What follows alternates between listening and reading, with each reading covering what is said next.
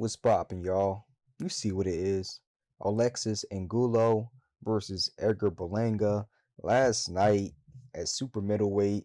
And look, this is the talk of the town right now.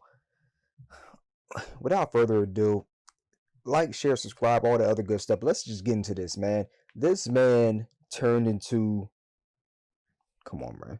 This man turned into a vampire and bit this dude on the neck in the 7th round of the fight.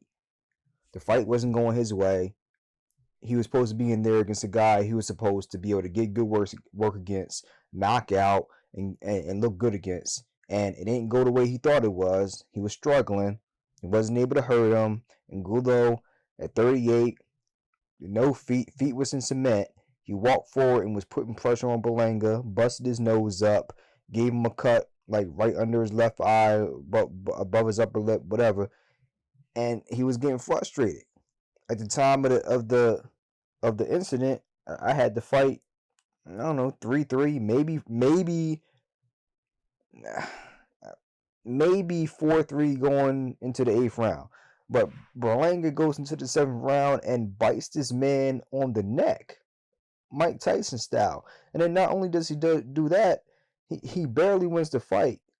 And then he goes on after the fight to say, let's go up and look at this. This is what he said, which is crazy to me. He was throwing elbows. I was about to do a Mike Tyson on him.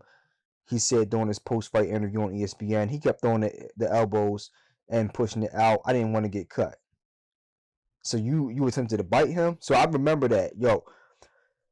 So it looked like he had wrapped him up, and I saw Angulo pull back, and I was like, okay, that's kind of weird. And then after the commercials on ESPN, they showed the replay in slow motion of that sequence, and Tim Bradley was like, hold up, maybe I'm tripping, but it looked like Berlanga actually bit him. And shout out to Timothy Bradley for pointing that out, because I wouldn't have noticed in the moment either. He pointed it out. That's crazy to me. We haven't seen anything like that since Mike Tyson, nor did we think we'd ever see anything like that. So to see that happen was just mind-blowing. I couldn't even believe it in the moment. It was so shocking that I was like, there's no way that could be a bite. And I just kind of nixed it off. I didn't even really pay any credence to it. But that's crazy, man. That's wild to me, fam. That's just straight up wild. Now, he got the victory, but he didn't look good. And I'm reading an interview right now from Yahoo Entertainment. Edgar Berlanga is in trouble in more ways than one. The young man who caused a sensation by starting his career with 16 consecutive first-round knockouts is suddenly trying to find himself as a fighter. And as if that wasn't challenging enough, he could now face consequences of biting opponent Romer Alexis Angulo on Saturday at Hulu Theater at Madison Square Garden in New York. His punching power seems to have been reserved for only third-tier opposition.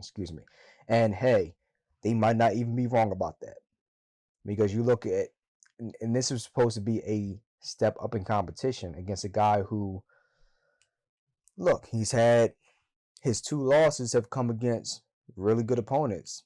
The last fight where he was knocked out or stopped against was against David Benavidez, and Benavidez couldn't get him up out of there. So he's a tough guy. But the fact that he struggled with him so much, it just tells you everything. If you look at the fight, the eye test, just take your 2 eyes, your left eye and your right eye. Look at the fight. You can just see Berlanga, he just looked very timid, tepid, gassed out at some points.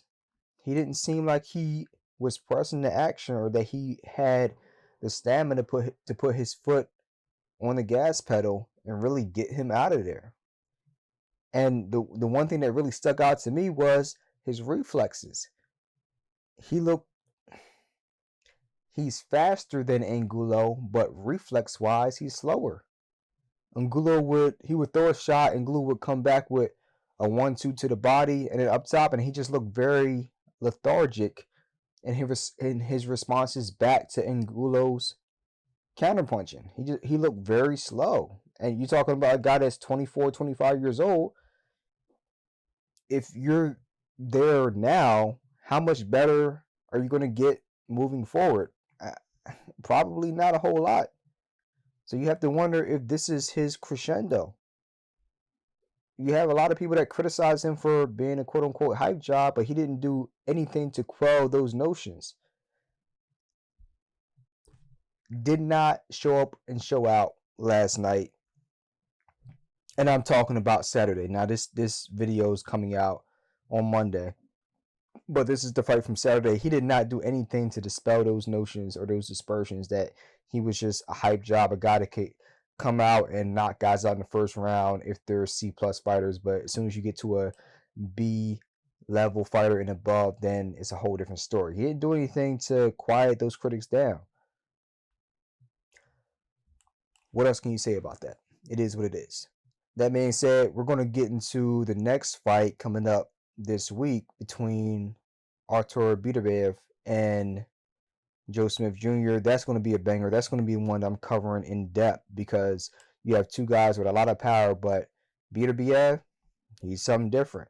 Joe Smith Jr. has a puncher's chance. Can he make it happen?